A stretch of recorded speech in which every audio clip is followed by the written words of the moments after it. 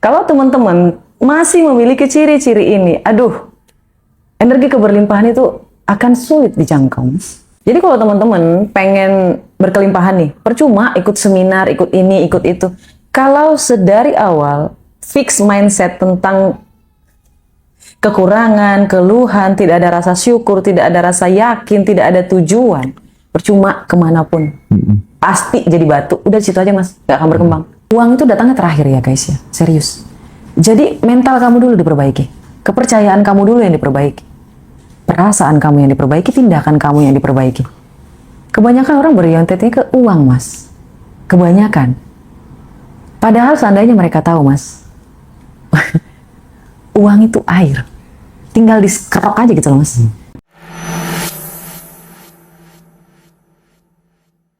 Sahabat, alhamdulillah hari ini kita bisa ketemu lagi dengan Kak Roma Halo. setelah libur Lebaran. Masya Allah, minal Mohon izin maaf Pak lahir izin. batin, ya. Mas Hendra mohon maaf lahir dan batin. Iya, sama-sama Kak Roma. Kalau kita ngomong tentang Lebaran ya, ada satu fenomena yang agak aneh barangkali, agak unik gitu. Kita sering sekali mendapatkan WhatsApp. Mas, mohon maaf lahir batin ya, tapi maaf aku nggak bisa ngasih apa-apa gitu. Maksudnya apa? Maaf, aku nggak bisa ngasih apa-apa. Apa masih mau ngasih saya THR? Aduh. Ya itu kalau misalnya kru saya, Iya, gitu iya. driver saya, it's Iya, okay, no problem. Betul gitu itu, ya. Mas. Tapi kalau kemudian dilakukan oleh orang lain gitu ya, atau kemudian case itu satu case tadi itu bisa digeneralisir. Aku mengalami banyak hal-hal kayak gitu.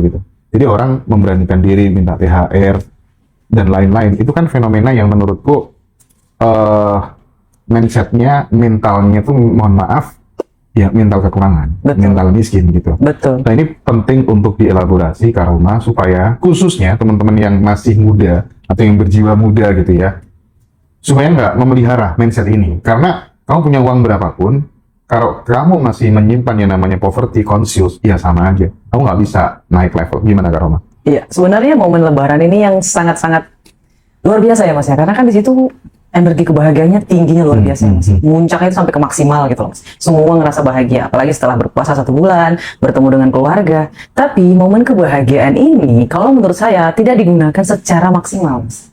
Sebagian dari mereka, dimulai dari tadi yang minta-minta ya mas ya. Saya mohon maaf teman-teman semuanya, keberanian teman-teman ada sebagian berani gitu apa ya istilahnya, keberanian dia meningkat drastis ketika dia meminta kepada orang yang justru bahkan dia nggak pernah hubungin selama 1 tahun, terus tiba-tiba dia menghubungi, kayak gitu ya mas ya.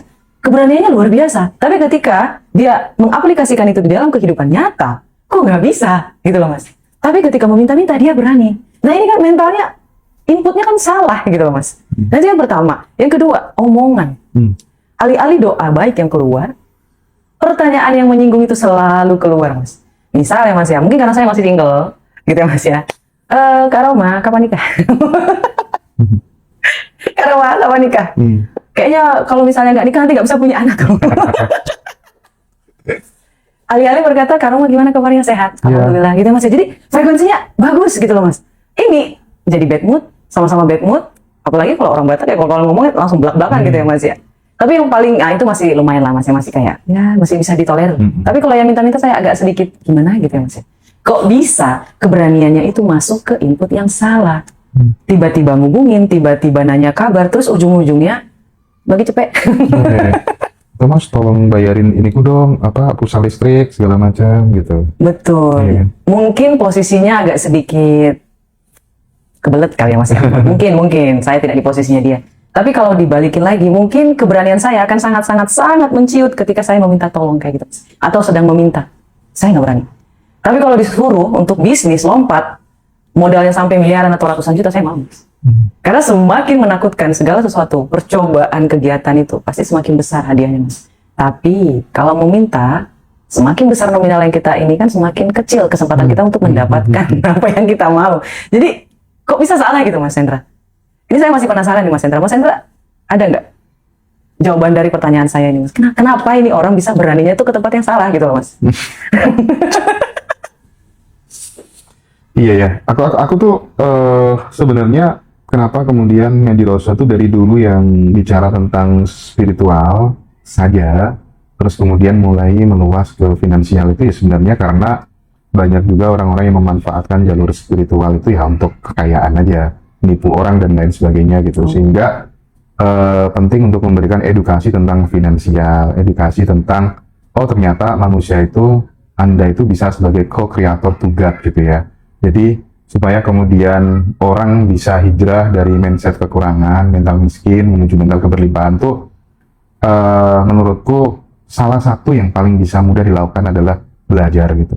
Betul. Ilmu gitu, knowledge gitu ya. Iya sih. Nah, yang kedua, bagaimanapun juga transformasi itu akan terjadi. Yang paling mudah adalah lingkungan yang membentuk kita. Sehingga dengan menghadirkan sosok-sosok seperti Karoma, Febi, dan lain-lain, oh ada loh ya, contoh orang yang dulu berangkatnya dari nol banget, tapi dia bisa bertumbuh, naik level dengan keilmuan yang dia punya itu kan bisa masuk ke pikiran dia, oh ternyata bisa ya gitu. Jadi salah satu, mungkin kalau aku share gitu, ya faktor dia malas belajar kali ya Karoma ya. I see. Malas belajar. Itu berarti salah satu ciri khasnya kayak gitu ya, Mas? Ya. Itu saya setuju sih, Mas. Ketika saya pulang kampung nih, teman-teman. Ada tuh, Mas, satu ciri yang selalu ada di orang yang, mohon maaf, ekonominya sedikit lebih kecil. Pertama, mental minta-minta. Ketika kita makan nih, Mas, pura-pura nggak tahu, pura-pura bingung, pura-pura gimana, biar kita yang traktir. Gitu loh, Mas. Itu satu. Itu nggak masalah. Kan rezekinya balik ke saya, Mas. Iya. Mental minta-minta tadi. Yang mintain untuk anaknya tapi ke dia, kayak gitu ya, Mas ya. Yang ketiga, selalu ngomongin keluhan. Iya, pemerintah ini nggak bagus. Pemerintah ini kayak gini, pemerintah itu kayak gitu. Kita semua jadi sulit, ekonomi ini sulit. Bicaranya tentang ngeluh setiap hari, Mas. Terus ketika makan nih, Mas. Kalau mentor saya, teman-teman ya, paling melarang mengeluhkan tentang makanan ketika kita lagi makan. Itu enak gak enak, telan. Enak gak enak, diam. Nanti pergi dari situ, kalau mau ngomel sendirian, nggak apa-apa. Gitu loh, Mas. Saya nggak traktir nih, Mas. Saya nggak nyalahin keluarga saya. Saya kayak kata Mas Hendra, memang kurang pengetahuan, kurang. Mereka juga nggak pernah ikut seminar kayak gitu. Ketika makan, lama banget datang. Ini makanan yang nggak enak. Ini kayak gini, ini kayak gitu. Saya yang niat awalnya baik kayak gitu ya, Mas ya. Jadi saya bingung. Ini saya yang salah milih tempat, saya yang salah atau bagaimana? Jadi energinya itu jadi gimana gitu loh, Mas. Oke, saya itu ciri ada satu, Mas. Ngeluh, minta, merasa kekurangan. Kalau teman-teman masih memiliki ciri-ciri ini, aduh, energi keberlimpahan itu akan sulit dijangkau. Ini seru nih, bakal panjang nih obrolan kita. Iya, Mas. Pengen kaya, tapi ngeluh terus gitu loh, Mas. Pengen kaya, tapi pengennya kayak gini terus. Gimana tuh, Mas? Jadi, aku pernah dulu tuh nulis isi namanya The Power of Cocok. Cocok tuh kata-kata ya. Jadi orang Jawa bilang yang buruk gitu ya. Oke. Orang yang cerdas, dia hanya akan berbicara, berkata, bercanda sesuatu yang ingin terjadi di dalam hidupnya. Yes. Ya kan? Dan itu tidak terjadi ke teman-teman yang memiliki mental miskin. Bawaannya katanya Karoma, suka ngeluh dan lain sebagainya gitu. Makanya kan yang paling mudah dilakukan tuh sebenarnya di samping belajar ya, berteman dengan orang-orang yang ya levelnya lebih tinggi daripada kamu gitu. Atau lebih simpel lagi, saya berani garansi deh, khususnya teman-teman yang masih muda gitu. Asal punya uang lebih, pokoknya suka traktir teman gitu aja. Betul. Suka traktir, suka memudahkan urusan orang lain. Betul, gitu Mas. ya. Berbuat baik secara random, secara acak. Sudahlah, jalan hidup tuh pasti akan mengikuti apa yang kita tabur gitu. Sesimpel itu sebenarnya. Kadang kita terlalu banyak beretorika, terlalu banyak teori dan lain sebagainya. Betul, tapi Mas. kamu tidak men-train dirimu seolah-olah kamu tuh sudah berada di situ gitu. Iya. Jadi aku tuh ketemu banyak temen ya Karoma ya. Betul, Mas. Temen yang bener-bener hidupnya blessing. Itu tuh rata-rata mereka peduli kanan kiri, nggak tegaan, punya empati yang tinggi, suka berbagi, nggak suka ditraktir, tapi suka mentraktir. Senyumannya itu loh, Mas. Itu ciri khas banget, Mas. Kalau misalnya nggak suka, mereka diem. Lalu bentar lagi senyum lagi. Kayak gitu.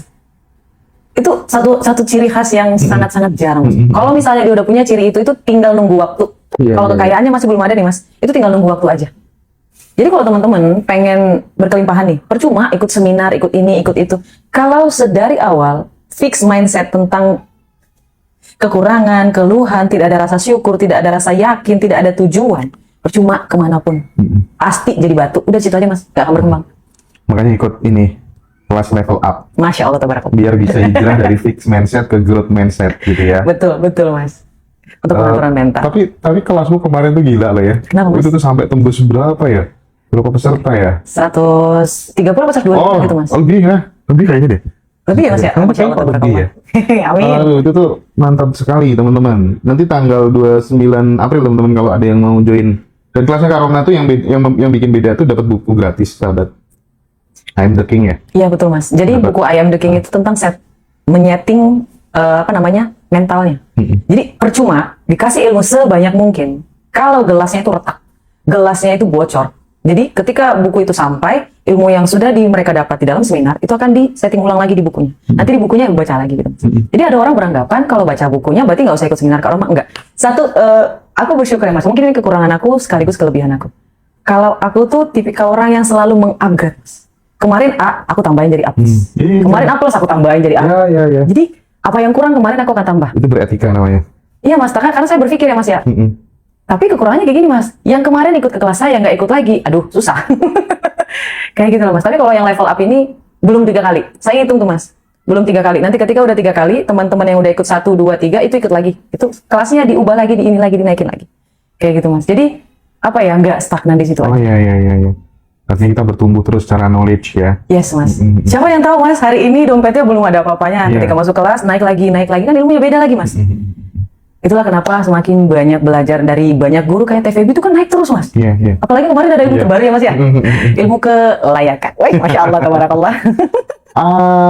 Gini, aku menemukan sebuah fenomena baru di mana orang itu melakukan tekniknya sama persis gitu ya, mengcopy paste dari berbagai macam teknik-teknik manifestasi yang lain, tetapi mereka tetap stagnan. Yang menyebabkan itu stagnan karena self image-nya rendah gitu. Oh, I see. Jadi citra dirinya dia rendah, jadi dia merasa kurang layak, harga dirinya dia rendah gitu, self idealnya dia rendah gitu. Nah, kalau orang itu minimal punya self ideal yang tinggi gitu kan, pikiran, perasaannya, atensinya ke sana gitu kan, ketika self idealnya besar kan pasti akan melahirkan sebuah tindakan-tindakan yang besar pula gitu. Masya ya. Allah. Amin. Nah, soal citra diri, soal harga diri gitu. Ada orang itu tuh dia habis masuk penjara, tapi setelah keluar dari penjara, dia bisa membangun usahanya dengan sangat cepat. Aku melihat faktor utamanya adalah dia benar-benar merasa dirinya masih berharga, merasa dirinya bisa, ya kan? Dia percaya sama dirinya sendiri gitu ya, bukan orang yang pemalu dan merasa nggak layak gitu. Rata-rata di kampung aku ngamati, mereka yang level ekonominya naik adalah mereka yang percaya terhadap dirinya sendiri. Wow. Nah itu penting untuk dielaborasi. Betul mas. Saya memang terlahir sebagai orang yang sangat percaya diri. Itu bukan bawa lahir iya mungkin, tapi keluarga saya juga punya peran di situ mas. Karena bapak saya itu selalu ngomong kayak gini, Roma kamu tuh calon orang sukses. Oke. Bapak saya, mama saya, Roma kamu tuh nanti bakalan kayak gini, nggak boleh kayak gini. Jadi omongan itu selalu tentang kamu akan sukses kayak gitu loh mas. Jadi saya merasa bahwa oh saya akan sukses ya. Tanda tanya gitu loh mas. Oh ya udah. Akhirnya kepercayaan diri itu luar biasa mas. Tapi yang saya sangat sayangkan beberapa di antara mereka memang terlahir luar biasa pede, tapi dikelilingi oleh orang-orang yang menjatuhkan kayak gitu mas. Nah, untuk teman-teman yang punya keluarga yang seperti ini, saya minta maaf, kamu jangan menyalahkan diri lagi. Kenapa? Karena itu bukan salah. Kamu adalah orang yang hebat, kamu hanya berada di lingkungan yang salah, itu satu. Kalau misalnya kamu sudah tahu lingkungan kamu ini tidak bisa menaikkan performa kamu, pergi. Wajib, itu langkah pertama, itu langkah yang paling awal yang harus kamu lakukan. Pergi. Bodoh amat, kalau nggak ada uang gimana? Kan masih ada garam dan nasi. Masih ada kerupuk dan nasi. Karena saya juga awal-awal seperti itu, saya berpikir, keluarga saya itu tidak toksik, tapi mereka itu tidak bisa melihat apa yang saya lihat. Ketika saya berkata, oh nanti kita akan makan di sini, nanti kita akan pergi ke sini, mereka selalu bilang, alah, mana lah mungkin, gitu loh mas. Bahkan ketika saya traktir orang tua saya kemarin mas, mereka tuh bertanya, kamu ini kerjanya apa? Kok bisa bayarin di sini gitu loh mas? Dan saya juga bingung, apakah berarti yang betul mas ilmu sadar itu mas? Yeah. Mereka tidak akan bisa melihat sesuatu ketika mereka tidak ada di posisi itu mas. Itu sayang banget sih kalau teman-teman ini menganggap bahwa ini adalah ilmu halu. Enggak, ini adalah ilmu sadar. Kita tidak akan pernah tahu ada sesuatu yang tidak pernah kita lihat. Orang tua saya baru tahu mas, kalau di hotel itu ada breakfast. Baru tahu mas. Orang tua saya baru tahu kalau ada mobil yang nggak bising kalau ditutup pintunya mas. Iya. Jadi makanya ketika ada teman-teman yang komen, alah bacot gitu loh. Aduh ya Allah, seberapa susah gitu. Ada cerita yang relate ya. Tapi mungkin bisa diambil moral story-nya barangkali ya. Ketika ada petani di ladang kapas gitu, dia kan punya peliharaan ayam gitu ya. Oke. Terus kemudian di ladang kapas itu dia ketemu namanya telur Raja Wali, ditaruh di bawah pulang, diengrami sama induk ayam. Menetaslah Raja Wali kecil itu bersama ayam-ayam kecil yang lainnya. Oke. Ketika Ini menarik dia nih, Mas. sama induknya ke ladang kapas. Terus kemudian si Raja Wali kecil tuh melihat di atas itu ada Raja Wali yang terbang, kuak gitu. Tanya sama si induknya, ibu, itu siapa? Oh, itu Raja Wali. Nah, itu adalah raja kita. Dia bisa memangsa musuh-musuhnya dengan paruhnya yang kuat, dengan takarnya yang tajam gitu. Ibu, aku pengen nanti kayak gitu. Oh, nggak bisa, nah, kamu udah terlahir jadi anak ayam, kamu nggak bisa kayak gitu. My God. Dia akhirnya apa yang terjadi? Wah, dia sedih, dia galau, nggak mau makan, dia sakit, sampai akhirnya kemudian mati dalam kondisi masih menjadi anak ayam. Dia belum sadar bahwa dirinya adalah seekor anak Raja Wali. Mas Hendra, saya merinding itu. Aduh ya Allah. Mas Hendra tahu nggak kenapa saya langsung kayak gimana gitu? Mas tahu nggak? Itu novel. Saya kan juga buat kerja sama penulis novel yang udah difilmin gitu ya Mas ya, karyanya. Temanya kayak gitu Mas. Ada orang yang luar biasa berbakat, tapi karena omongan, lingkungan, didikan, itu malah membuat pagar yang sangat-sangat tinggi gitu loh Mas. Dan mungkin ini kalau menurut saya keberuntungan luar biasa sih Mas. Allah kasih saya, mungkin keluarga saya yang ini cuma memang mereka maju pikirannya, tapi hanya sampai sebatas itu saja. Kayak gitu. Makasih banyak loh Mas. Jadi terkadang pencuri cita-cita itu datang dari keluarga, dari orang-orang terdekat. Kebanyakan gitu ya. Mas. Dan ini juga ada ilmu sunyinya Mas ya. Buat para perempuan dan laki-laki, ketika kalian punya mimpi, bergeraklah dalam gerilya. Ini terjadi sama aku. Bergeraklah dalam Gerilya Mas. gerilya. Diam. Oh, menyisir dalam kegelapan. Betul Mas. Gerilya. Karena kalau kamu jualan, jangan jualan di media sosial kamu. Buat akun yang baru. Karena aku juga kayak gitu Mas. Awal-awal aku buat akun tentang pembelajaran. Oh, diolok-olok Mas. Diolok-olok Mas. Dan saya bersyukur dia ngolok-ngolok saya Mas. Kalau dia nggak ngolok-ngolok saya nggak akan bikin akun baru. Jadi saya bikin akun baru, saya bergerak diam-diam Mas. Saya nggak pernah repost, saya nggak pernah upload, saya nggak pernah nunjukin, saya benar-benar diam. Keep silent. Buat kamu juga seperti itu. Buat laki-laki, buat perempuan, semuanya. Apapun bisnis kamu, diam. Ketika sudah berbuah pohonnya, baru ngomong. Baru kasih tahu ke orang lain. Kalau masih progres atau ide, diam. Karena, jujur aja, energi yang mereka keluarkan dari rasa tidak suka, dari keraguan, dari ketidakyakinan, itu tersampai ke kita, Mas. Kayaknya iya. Iya, Mas. Iya. Dan kalau misalnya nih, ada 2 titik di mana kita, alam bawah sadarnya itu bisa diubah, Mas. Dicatat ulang, jauh lebih cepat daripada biasanya. Oke. Ketika bangun tidur dan ketika ingin tidur. Di podcast yang kemarin saya juga udah sampaikan. Dan yang paling krusial adalah ketika mau tidur. Ketika mau tidur, pikiran kita bekerja, Mas. Bekerjanya itu mereka lebih menarik hal-hal yang kita pikirkan, rasakan, dan percayai. Jadi kebayang nggak sih Mas ketika pergi ketemu teman, kita cerita tentang mimpi kita, wah dibantai habis Mas. Dibantai habis terus pas pulang, dia berpikir, emang mimpiku nggak bagus ya? Emang rencana aku ini kurang mantep ya? Pas mau tidur tuh Mas, dia mikir, dia terpejam. Akhirnya apa? Alam bawah sadar yang menarik kemungkinan-kemungkinan yang membuat bisnisnya gagal. Itulah kenapa kita lebih baik diam. Karena orang-orang tidak akan mengerti apa yang bisa kita lihat Mas. Karena mata kita itu kan refleksinya cuma kita bisa lihat. Mata mereka kita tidak akan pernah bisa lihat. Bagus, bagus. Karena mimpi selalu ada di sini, Mas. Makanya, ingat, ada buku yang namanya Self Love. Kayak kata Mas Hendra-nya, siapa-siapa orang yang tidak percaya diri. Tidak percaya diri adalah orang-orang yang tidak mencintai diri sendiri, Mas. Ya, Iqra. Aku udah selesai buat bukunya, Mas. Self Love e-book. Beli dari Ngaji Rasul juga boleh. Oke, boleh teman-teman yang mau buku Self Love e-booknya Kak Roma. Betul. Nanti bisa pesan di admin. Sekaligus, misalnya Mas, aku nggak ikut kelas dulu, aku mau beli I Am The King dulu. Boleh, udah banyak yang beli, teman-teman ya. Silahkan, lanjut Kak Roma. Iya, untuk ada juga tentang 8 jurnal mengubah hidup, itu banyak Mas. Sip, bisa beli di Ngaji Rosa ya? Bisa Mas. 8 jurnal mengubah hidup itu, kenapa saya taruhnya itu 8 jurnal mengubah hidup Mas? Karena itu menyeting mental dari awal, dari zero. Karena saya juga menggunakan itu untuk menggapai saya yang sekarang gitu loh Mas. Tapi orang kebanyakan tuh skeptis gitu loh Mas. Itu cuma teori doang. Yes, awalnya kan memang teori. Setelahnya kamu praktek. Kalau kamu mau diajari dari A sampai Z, kamu coaching. Dan Mas Hendra tahu, kalau coaching jauh lebih powerful ya. Iya. Karena vibrasi dapat dan lain sebagainya gitu. Dan Mas Feby, mohon maaf. Kak Feby juga ada sistem coaching kan Mas ya? Oh iya, kita ada privat offline dan online gitu. Dan nanti bahkan di Jogja itu kita bikin Ngaji Rosa Bootcamp tuh Feby sama Bosman Mardigu. Masya Allah, tabarakallah. Tuh, ikutan guys. Jadi kita pokoknya pengen teman-teman yang muda tuh biar nggak telat belajarnya gitu. Betul, ya. Mas. Kalau start dari muda kan lebih bagus Kak Roma. Bagus Mas, Ya. bagus banget. Aku SMK kelas 2 tuh udah gila sama buku-buku motivasi. Masya Allah, tabarakallah. Carnegie dan lain sebagainya kayak gitu. Tapi ada satu hal mungkin Kak Roma, kan ada yang namanya mental korban.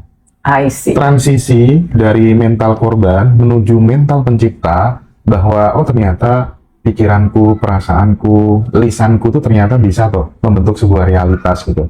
co-creator to God gitu, pencipta kedua setelah Tuhan yang maha besar gitu. Oh ternyata bisa, itu kan nggak semua orang bisa. Nah, gimana nih transformasinya harus apa aja nih konkretnya yang harus dilakukan pelan-pelan gitu Oke. karena. Sebelum saya kasih tahu caranya buat teman-teman untuk transformasi, perlu mengenal dulu mental korban itu seperti apa. Mental korban itu adalah 2 titik kalau menurut saya. Pertama, dia masokis. Masokis, Mas. Ya. Kenapa? Karena dia selalu berkutat-kutat di perasaan, Mas. Dia selalu mengungkit tentang kesedihan, tentang betapa sakitnya menjadi dia. Dan perkataan yang paling mirip yang selalu mereka ucapkan, ya Mas, ya mau di luar dalam negeri, mau di luar negeri, pasti satu perkataan yang sama, Mas. Kamu nggak tahu rasanya jadi aku. Perkataannya selalu sama persis, Mas. Mau dari suku apapun, mau umur berapapun, mau dari bangsa manapun. Kalau kita kasih pendapat, Mas, perkataannya cuma satu. Kamu nggak tahu jadi aku.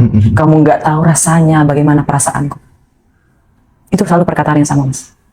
Dan itu mental masokis. Fokusnya pada masalah. Ingat, hukum semesta, apa yang kamu keluarkan dari energi kamu dan frekuensi yang sama akan selalu tarik-menarik. Dan energi yang dikeluarkan oleh mental korban ini, Mas Hendra, selalu energi negatif. Selalu merasa suka banget gitu loh, Mas, sama rasa sedih itu. Saya juga bingung. Kalau kita, mungkin Mas Hendra, saya, dan Mas Habib ya, itu fokusnya pada jalan keluar. Kalau ada masalah, oh ada masalah. Oh, apa yang bisa kita lakukan? Apa yang bisa kita lakukan? Kayak gitu, Mas. Dan yang kedua, ini saya jadi lupa. Kurang fokus. Yang pertama adalah dia masokis. Yang kedua adalah dia pemalas, Mas. Mohon maaf. Dia pemalas, Mas. Dia pemalas. Dia malas untuk memikirkan masa depannya. Dia merasa, ya udahlah, gak mungkin lah hidup aku bisa berubah. Iya. Setuju. Kayak malas banget gitu berusaha. Iya. Rasa malas ini timbul dari depresi, Mas. Karena jujur, teman-teman ya, jantung kita ini adalah sumber energi paling besar. Dan teman-teman, jantung ini tidak memompa, tapi dia berotasi. Dia berotasi, Mas. Di dalam rotasinya itu, energi saling berputar-putar, berkumpul jadi satu, Mas. Jadi kebayang nggak sih kalau perasaan kita negatif terus berputar-putar, akhirnya apa? Penyakit datang, stres datang, overthinking, anxiety, semuanya di situ. Akhirnya apa? Kamu jadi depresi. Depresi membuat kamu malas berkegiatan. Karena otak kamu merasa bahwa semuanya di muka bumi ini menyakiti kamu dan tidur adalah obatnya. Kebanyakan kayak gitu, Mas. Karena memang otak kita ini adalah sahabat kita, Mas. Ini bestie kita, Mas. Dan kalau kita tidak membuat dia mengarahkan ke hal-hal yang baik, itu tidak akan bisa, Mas. Karena selain bestie, otak kita ini menyeting, oh, ini orang dalam danger. Kayak sekolah aja, Mas. Sengaja kita dibuat sama otak kita tidak bisa bangun pagi, Mas. Karena dia tahu perasaan kita tidak menyenangkan ketika sekolah. Iya. Mas, perhatiin deh, kalau kita mau liburan, kita nggak bisa tidur. Karena otak kita tahu kita lagi bahagia. Nggak bisa tidur, kamu excited. Iya. Itu pola, Mas. Dan ini adalah skill yang luar biasa. Sini, belajar. Berangkat sekolah berat hati, sampai sekolah senang hati. Iya. Pulang Berangkatnya itu, sekolah Mas. Pulang sekolah, malas. senang hati. Kalau saya malas, Mas. Harusnya kan berangkat sekolah itu kan senang hati gitu. Iya. Sampai Belajar sekolah senang hati gitu. Pulang senang hati. Sekolah berat hati harusnya. Oh, kok sudah pulang sih? Karena sekolahnya full AC, internet full, Oh, I see. gurunya menginspirasi. Masya Allah, ya tabarakallah. Gitu toh. Itu juga saya senang, Mas. Ya, makanya. Aduh, ya Allah, ya Rabbi. Jadi buat teman-teman semuanya, lakukanlah hal di dalam mau tidur dan ketika bangun tidur, hal-hal yang memang membuat kita mengingat apa sih yang menjadi tujuan hidup kita. Karena ketika rasa yakin bertemu dengan rasa syukur ditambah dengan tujuan, maka manifesting kita akan terjadi seakurat gravitasi bumi. Kebayang gak sih, Mas? Gak punya rasa yakin dia berhasil, gak punya rasa syukur apa yang dia miliki di hari ini, di masa lalu, dan dia akan datang. Lalu dia gak ada tujuan, itu bakalan flat hidupnya, Mas. Iya dong. Mau dia punya uang atau tidak. Kayak kemarin ya, Mas. Maaf, saya curhat dikit, Mas. Saya ngerasa hampa, Mas, kemarin. Saya merasa berbinar-binar ketika saya mau seminar, bikin konten. Tapi setelahnya saya merasa hampa, Mas. Dan akhirnya saya mulai tahu, oh, ternyata setelah kita naik level, tujuannya harus diubah, Mas. Oke, upgrade ya. Yes. Makanya saya ngerasa siapapun teman-teman itu butuh belajar. Bahkan ketika kita sudah mencapai puncak, kita harus mencari gunung lainnya. Supaya kita bisa naik ke puncak lainnya. Kayak gitu, Mas. Kemarin ketika saya punya ide nih, Mas, untuk bisnis, saya bergairah lagi, Mas. Yang awalnya nggak makan, nggak enak. Sekarang punya uang, mau makan tuh udah nggak ada rasa kayak dulu, Mas. Yeah. Jujur aja, Mas. Yeah, Mungkin yeah. teman-teman yang punya duit ngalamin apa yang saya alamin. Flat, Mas. Demi apapun saya udah nggak, lidah itu nggak kayak dulu. Tapi setelah saya punya ide lagi nih, Mas, untuk menghasilkan lagi biar bisa orang lain merasakan Yeah. kebahagiaan, balik lagi, Mas, rasa pengen makannya. Saya paham sih kenapa sekarang Mas Hendra melakukan hal ini. Jadi apa tuh namanya? biar apa tuh, biar nggak cepet-cepet sampai puncak, ya berarti puncaknya lebih ditinggikan lagi gitu. Save Masya idealnya Allah. Iya, ditinggiin lagi gitu kali Iya. ya. Tinggiin lagi biar nggak sampai puncak. Karena biasanya kalau udah merasa udah nih aku di puncak ini, ya nggak bisa naik lagi, turun biasanya. Makanya butuh Iya, gunung-gunung baru gitu. Betul, Nah, hasil obrolanku sama Sari Farha kemarin gitu sih. Tapi mungkin itu debatable juga ya. Nggak, mungkin kita butuh improvisasi, butuh kreativitas dan lain sebagainya Iya, lah saya ya. setuju, Mas. Tapi itu sebuah ilmu, kadang relate buat kita, kadang juga nggak relate bagi yang lainnya gitu. Tapi yang jelas bener yang disampaikan Kak Roma ya. Jadi biar kita nggak merasa hambar, save idealnya ditingkatkan gitu, mimpinya lebih ditingkatkan lagi gitu, sehingga kita kayak ada semangat Iya, baru gitu betul, kali ya, Mas. Betul, Mas. untuk mengejarnya gitu. Dan kemarin juga saya ngelihat videonya TVB. Ada satu perkataan yang luar biasa, Mas, menurut saya. Dia bilang gini, kalau kamu punya tujuan dan tidak ada orang lain di dalamnya, maka jangan harap tujuan itu bisa terjadi. Oh, setuju aku tuh. Kamu hanya berputar-putar di dalam diri kamu dan keluarga kamu. Semesta akan bertanya, fungsinya kamu aku naikin apa? Manusia di muka bumi ini banyak, Mas. Itu tuh logis. Itu logis karena rezeki itu kan dikasih Tuhan untuk memenuhi kebutuhan. Ya, karena uang juga mengalir, Mas. Nah, kalau kebutuhanmu kecil ya kamu dapatnya kecil. Nah, biar besar, luaskan, besarkan kebutuhannya gitu. Makanya jangan hanya memikirkan kebutuhanmu sendiri, Roma. Iya. Jangan memikirkan kebutuhan keluargamu aja, Roma. Betul. Nah, gitu kan? Iya, Mas. Nah, kemarin tadi baru 2 hari yang lalu tuh saya lihat videonya, Mas. Oh, langsung oh, pantas cepet naik saya. Karena kemarin juga saya bilang, Mas, buat teman-teman, ini bukan mau flexing. No. Aku nggak suka flexing. Tapi kalau kamu bilang itu flexing, berarti ada yang salah sama hati kamu. Jadi setiap saya mengadakan seminar, alhamdulillah, jadi setiap orang itu sudah artinya mensedekahkan satu beras untuk para lansia. Jadi kemarin itu, Mas, alhamdulillah berapa tuh? 130 orang. Iya, disedekahkan. Itu keluar kota, Mas. Di daerah Sumatera Barat, Sumatera Utara, terus daerah Bogor, daerah apa lagi tuh?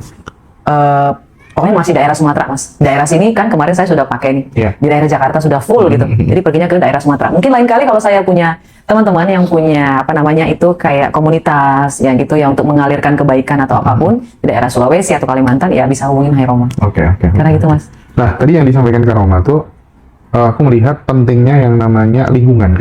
Terkadang yang membentuk kita itu memang nggak lain dan nggak bukan adalah lingkungan. Ya, Nah, makanya penting kita berteman, nongkrong dengan siapa gitu. Tapi aku nggak setuju juga kalau kemudian, tapi kan aku nggak punya nggak punya keluarga lain kah, dan lain sebagainya, nggak ada teman lain. Sekarang itu kan berteman itu kan bisa lewat media sosial. Ya kan, kalau kamu bertemanmu dengan masa lalu terus, teman-teman SD, teman-teman SMP itu, ya pantas kamu nggak maju-maju gitu. betul, Mas. Makanya menurutku untuk circle ini kok sekarang bisa disiasati dengan FB-mu berteman dengan siapa, Instagram-mu berteman dengan siapa, TikTok-mu berteman dengan siapa. Nah, ketika itu berteman dengan hal-hal misalnya kayak Ngaji Rosso selalu menampilkan hal-hal yang progresif, konten-kontennya Karoma dan lain sebagainya itu, iya secara otomatis sih menurutku knowledge-nya kan diajar terus, berubah terus, ya pasti Betul. tindakannya berubah dong. Iya, betul.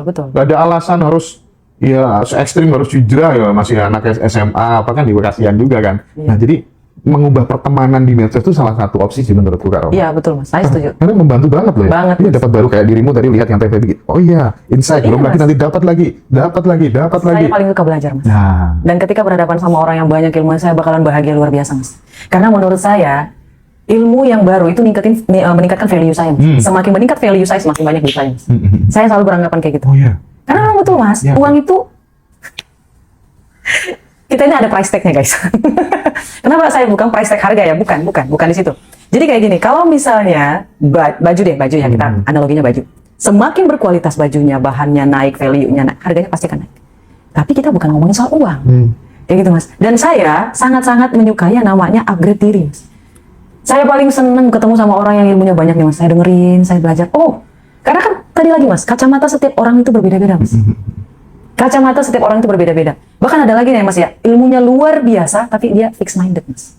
Itu saya malah penasaran. Ini orang ilmunya luar biasa, tapi fixed minded luar biasa. Banyak. Fixed minded ini kekayaan, Mas. Iya, banyak gitu. Jadi dia ilmunya luar biasa, tapi ada satu perkataan yang saya bikin bingung, Mas. Alah, harta dia nggak dibawa mati. Jadi berdebat nggak, Karma? Nggak, ngapain? Buat apa berdebat? Kurang-kurangin berdebat. Terima. Baca buku How to Win Friends and Influence People. Ketika orang ngomong, iya saya setuju, itu betul. Karena fungsinya apa gitu loh, Mas, berdebat itu apa? Nggak ada. Makanya kalau ada ada acara pemerintahan tentang berdebat, Mas, saya bakalan skip. Saya bakalan skip, Mas. Karena memang ada fungsinya, tapi lebih banyak mudaratnya kalau menurut saya. Karena saya tidak bisa melihat kacamata mereka. Apa yang mereka lihat apa yang saya lihat mungkin berbeda mas. Kayak ya banyak lah misalnya. Nanti kita merambat ke politik kan gimana Iya. itu mas.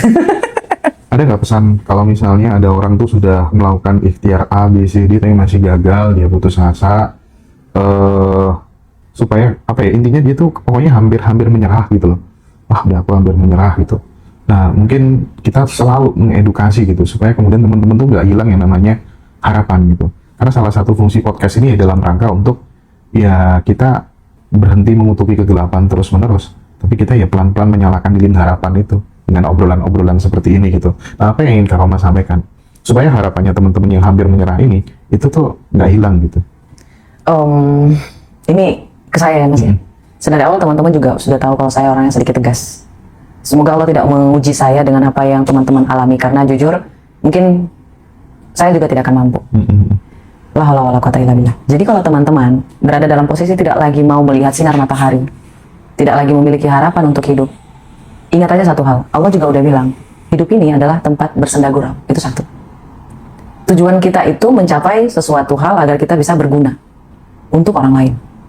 Bukan diperalat, tapi berguna untuk orang lain. Artinya, kita hidup punya manfaat untuk orang lain. Bukan diperalat ya.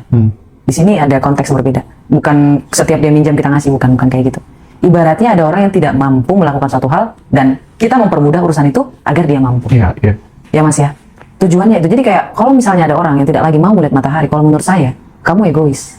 Kenapa saya bilang kamu egois? Karena kamu hanya melihat fungsi kamu untuk diri kamu sendiri, kebahagiaan kamu untuk diri kamu sendiri. Kenapa kayak gitu? Coba dikasih pertanyaan, apa yang bisa saya lakukan untuk khalayak banyak? Sebelum saya mati, orang mengingat saya sebagai apa? Kalau nggak bisa merasakan kebahagiaan di muka bumi ini, kamu bisa merasakan kebahagiaan di akhirat. Sedari awal kita di sini untuk diuji, bukan untuk bersenang-senang. Tapi di sini tempatnya bersenda gurau. Jadi kamu lebih pilih yang mana? Sambil senang-senang bekerja atau sambil bersedih-sedih hati sambil mati?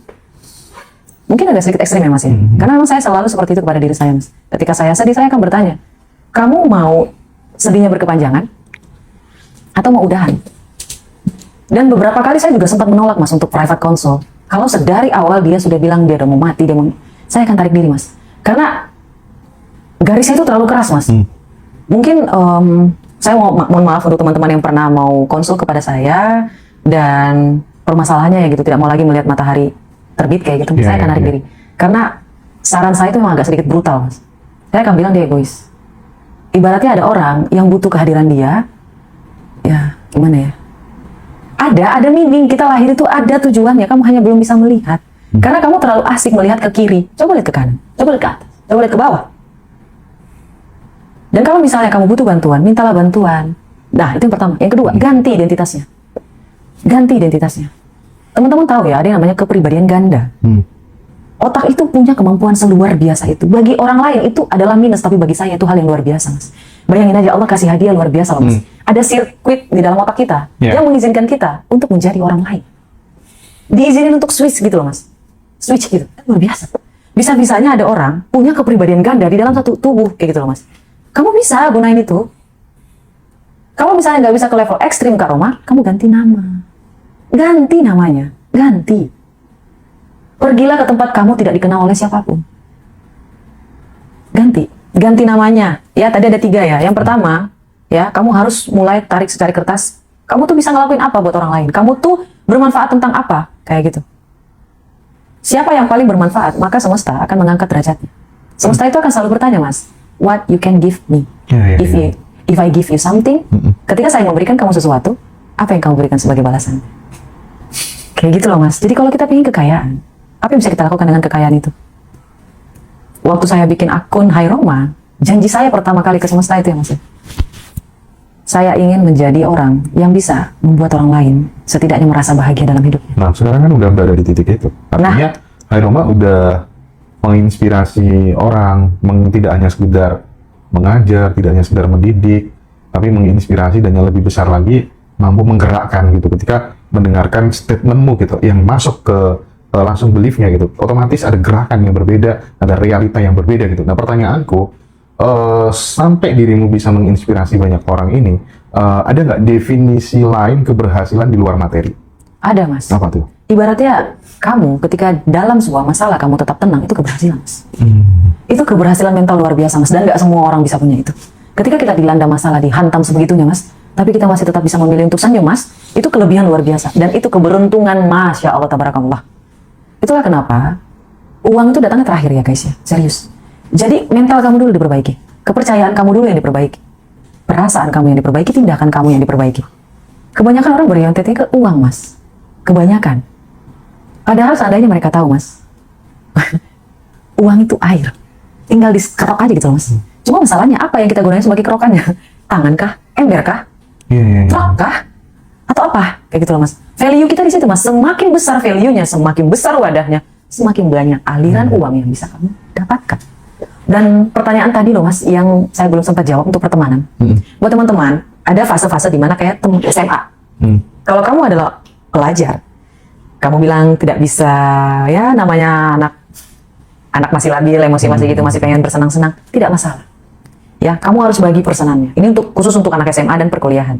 Kamu bisa bersenang-senang, kamu bisa bersosialisasi. Ini dibagi. Ada yang bersenang-senang, ada teman khusus sosialisasi, ada teman khusus untuk curhat, ada teman yang khusus untuk menaikkan value kayak gitu. Jadi nggak serta-merta langsung hijrah nauzubillah min dzalik 100% nggak bisa. Mas. Karena otak kita tuh akan menganggap itu adalah threat, itu adalah ancaman. Karena tidak sesuai sama yang selama ini dilakukan, polanya langsung berubah drastis, nggak bisa mas, mati dia yang ada. Bisa, tapi mati. Karena dia akan kembali ke awal settingannya mas. Itulah kenapa buat teman SMA atau perkuliahan dibagi aja, pelan-pelan. Awalnya cuma 10% mas. Awalnya cuma 10%. Nah, setelah kamu terbiasa nih bersosialisasi dengan orang-orang yang punya upgrade dan value yang tinggi, kamu naikin persenannya 10%, 20%, 30%. Ketika ini sudah naik, ya, kategori kamu tentang having fun itu akan berubah, mas. Berubah dengan sendirinya, mas. Kita tidak akan cocok sama orang-orang, mulai secara perlahan dan secara natural kayak gitu, mas. Jadi jangan banyak alasan. Itu karena kamu memang suka aja, bukan kamu nggak bisa, tapi kamu nggak suka berteman sama orang-orang value tinggi. Itu untuk SMA dan perkuliahan. Dan untuk orang yang kantoran, nah ini agak berat, mas. Karena kan di kantoran kita butuh yang namanya menyesuaikan topeng, mas. Oh iya, makanya tuh. Lingkungan toksik segala macam. Betul, mas. Kadang emosi itu ditekannya luar biasa sih, mas. Bingung, mas. Mau keluar salah, Iya. mau bertahan salah. Itu pasti teman-teman pada relate. Iya. Tapi kalau misalnya teman-teman nanya, kalau itu terjadi pada Kak Roma, apa yang Kak Roma lakukan? Ada dua hal. Yang pertama, saya lihat dulu tujuan hidup saya apa. Tujuan hidup itu misal kamu mau menabung, ada target keuangan finansial. Karena jujur, yang paling susah mendapatkan adalah 10 juta pertama, 100 juta pertama, dan 1 miliar pertama, dan 10 miliar pertama. Selebihnya itu akan berat. Kayak gitu. Jadi kamu tujuannya apa dulu? Kan kamu udah kantoran nih. Tujuannya apa dulu? Ya. Kalau kamu sudah tahu tujuannya untuk menabung misalnya, untuk berbisnis misalnya, kamu setting. Jadi untuk orang lain mau dia NPD, mau bos kamu luar biasa gimana, kamu tetap diam, ya. Gigit giginya. Itu saya lakuin, mas. Digigit, mas. Jadi kayak benar-benar ditahan, mas. Siap, Pak. Siap, Pak. Karena tujuan saya itu, pertama saya bisa bikin konten, tapi saya tetap bisa makan, mas, sebelum konten saya ini membuahkan hasil. Jadi tujuan saya itu udah tersetting kayak gitu, mas. Itu yang pertama. Dan yang kedua, kalau nggak ambil yang ekstrim, keluar, mas, keluar aja. Kak Roma terus kerjaannya gimana? Ya nggak tahu, minta aja sama Allah, pasti dikasih. Tapi kalau masalahnya kamu yakin kan? Iya ya. Kadang tidak sedikit loh teman-teman tuh yang masih belum percaya bahwa pikiran dan perasaan itu bisa mengubah realita. Artinya dirimu tuh punya potensi yang sangat besar, ya. Sebagai human being itu dirimu tuh punya kemampuan untuk menciptakan realitas. Pikiran tuh mencipta gitu. Betul, perasaan itu mencipta gitu. Nah, banyak sahabat-sahabat yang masih ragu tentang hal itu gitu. Nah, apa yang mungkin bisa digunakan Kak Roma sebagai bahan untuk meyakinkan teman-teman kita yang masih ragu bahwa dirinya tuh ternyata bisa menentukan jalan hidupnya sendiri gitu. Gimana tuh Kak Roma? Saya akan pakai analogi ya teman-teman semuanya ya. Tidak masalah kalau kamu tidak mau ikut soal ilmu frekuensi ini, tidak mau ikut percaya, tidak mau ikut andil, tidak mau ikut berinteraksi, tidak mau ikut beraksi di sini, tidak masalah. Karena dulu sistem affiliate dalam TikTok juga tidak dipercaya. Tapi lihat sekarang, ya sebenarnya ya mas ya, yang membuat seseorang itu ketinggalan, yang membuat seseorang itu miskin, itu mereka terlalu banyak berpikir, terlalu banyak berdebat, terlalu banyak berpikir-pikir yang tidak. Kalau misalnya gagal ya ulang lagi, cari lagi kesempatan yang lain. Dan sama, itu yang pertama. Yang kedua, kamu mau atau tidak, suka atau tidak, kamu tetap mengalami hukum gravitasi. Coba aja lompat dari gedung, jatuh nggak ke bawah? Kita nggak ngambang. Suka nggak suka, mau nggak mau, tahu nggak tahu, hukum gravitasi terjadi. Sama, hukum frekuensi juga kayak gitu. Hukum frekuensi juga kayak gitu. Frekuensi yang sama akan saling tarik, menarik. Dan yang mengeluarkan frekuensi salah satunya adalah energi. Energi ini adalah emosi yang aktif di dalam diri seseorang. Emosi ini dihasilkan dari apa yang kamu rasakan, apa yang kamu percayai, dan apa yang kamu rasakan. Tadi udah yang rasakan ya Mas ya? Percayai, rasakan, dan pikirkan. 3, mohon maaf tadi saya salah. Yang 3 ini menghasilkan energi. Ya, energi ini disampaikan oleh otak kita dalam bentuk frekuensi kepada alam semesta. Bukankah Allah juga sudah bilang, ya, hidup ini senda gurau. Jadi kamu mau yang mana? Mau bahagia kah? Mau bersedih-sedih kah? Mau dapatkan dengan cara gampang kah? Atau mau cara yang sulit kah? Apa yang kamu percayai mengeluarkan energi. Energi ini memiliki frekuensi. Ingat, hukum frekuensi, ya, hukum semesta, frekuensi yang sama akan saling tarik menarik. Ya. Debatable-nya di mana sih, Mas? Terkadang ya begitu. Orang banyak ketinggalan, terlalu banyak berdebat. Makanya saya nggak suka berdebat kayak gitu. Nah, ini di masyarakat kita, di kalangan bawah itu kan banyak teman-teman yang mendapatkan bantuan dari pemerintah. Kemudian rumahnya dilabeli sebagai bantuan orang miskin gitu ya, kalau nggak salah ya. Oh, yang kemarin ya Mas ya? Itu satu. Yang kedua, misalnya, anakku dapat MBG gitu ya, dikasih makan sama pemerintah. Yang ketiga, ada fenomena di mana ketika kemudian punya BPJS gitu kan, aman gitu ya, dibayar terus biar nanti kalau ada apa-apa aman. Tapi ya nggak semua, tapi kok banyak ya teman-teman tetangga kayak gitu tuh yang malah sakit-sakitan terus gitu. Nah, mungkin ini nggak tahu ya, setiap orang punya ini ya, latar belakang pendidikan yang berbeda-beda gitu. Kalau aku tuh tipe orang yang keluargaku semuanya nggak boleh ada yang punya BPJS gitu ya. Aku nggak mau mengundang sakit dan lain sebagainya gitu ya. Aku tipe-tipe orang yang kayak gitu aja gitu ya. Nah, aku pengen ini dielaborasi supaya kemudian kamu jangan malah bangga kalau dianggap miskin sama pemerintah gitu loh. Iya Mas. Saya aja nggak nyetok obat loh Mas dalam rumah. Saya cuma nyetok vitamin. Karena saya tahu kalau saya mau sehat, ya saya harus didukung sama vitamin, bukan obat. Karena saya yakin kalau semakin banyak obat dalam rumah kita, artinya kita berpikir kita akan sakit. Yes, Mas. Menarik ya. Iya. Dan saya juga berpikir kayak, saya nggak mau BPJS. Karena saya berpikir Mas, BPJS itu berarti saya mendoakan diri saya kalau suatu hari saya sakit gitu loh Mas. Oh, kita sefrekuensi itu berarti ya. Serius Mas. Kalau bisa nih ya Mas ya, bukan saya pelit ya Mas ya. Cuman ketika saya mengeluarkan uang untuk BPJS, artinya saya sedang mendoakan, nanti siapa tahu saya sakit parah. Siapa tahu saya sakit parah kayak gitu. La haula wala quwata illa billah.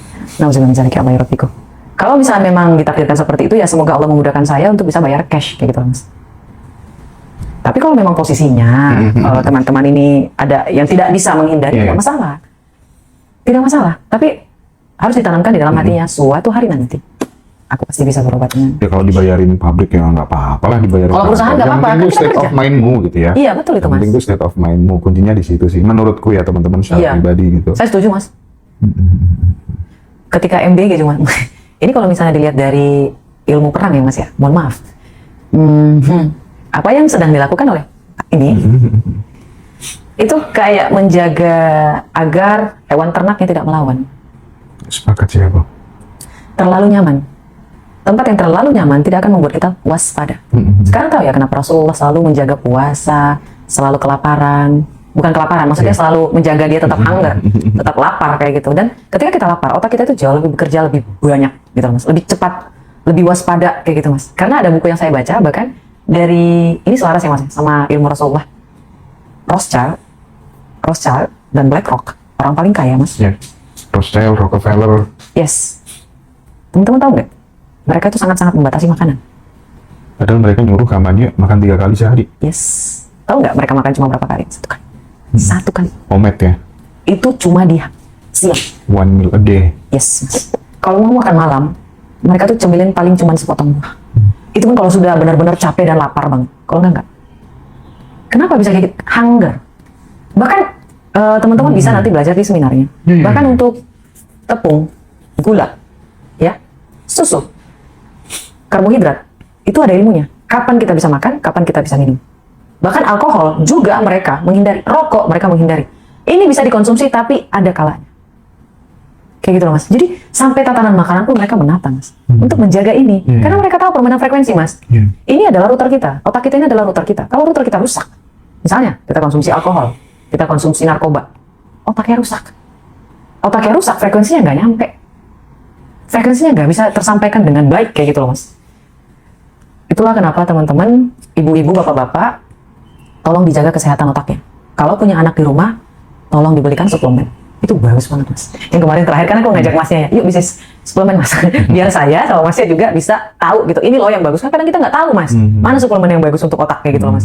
Otak itu luar biasa loh mas. Karena dia penyampai dan penerima. Tapi ini menciptakan kayak gitu mas. Percuma perasaannya luar biasa, tapi otaknya nggak ini. Ada orang mas yang hatinya luar biasa, tapi otaknya sempit. Karena apa? Karena dia minum alkohol, narkoba, ganja. Frekuensinya nggak nyampe. Percuma jantungnya gede, perasaannya luar biasa. Ini sih menurut saya ya mas.